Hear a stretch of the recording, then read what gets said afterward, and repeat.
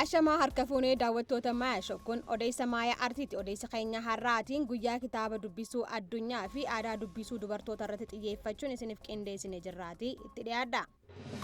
Kitaaba dubbisuun jireenya keenyaa gara sadarkaa olaanaatti ceessuuf fayyada. Kitaabni soora qalbiiti. Kitaaba dubbisuun daa'imman keenya uumama addunyaa beekuu fi abuuruuf isaan gargaara. Guyyaan kitaaba dubbisuu addunyaa yuuneskoodhaan bara 1995 irraa eegalee akka kabajamu murteeffamurraa kaasee yeroo ammaan tana biyyoota addunyaa 100 ol ta'an keessatti guyyaan kun bara baraan kabajamu ta'uusaa odeeffannee jirra.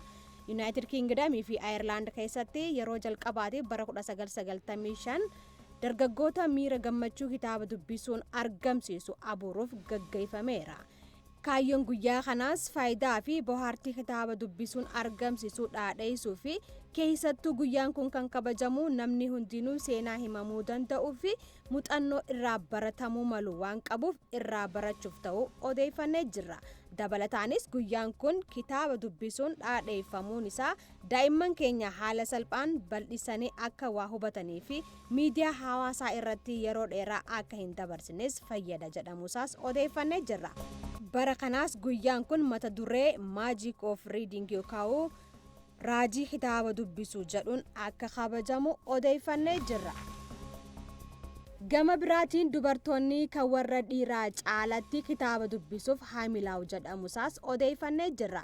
Dubartoonni kitaaba tokko eegalanii dubbisanii xumuruudhaaf yeroo dheeraa itti fudhatus haamileen isaanii kitaaba dubbisuudhaaf qaban kan warra dhiiraa caaluusaa odeeffanne.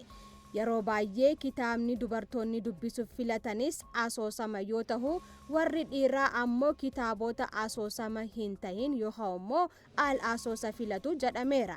Dubartoonni uumamaanii fi xiinsammuun ofii isaanii fi naannoo isaanii dursanii hubachuuf akkasumas hariiroowwan cimsachuuf si'oominaa waan qabaniif kitaabota dubbisuuf haamilaa'u jedhamuusaas toora intarneetirraa odeeffannee jirra.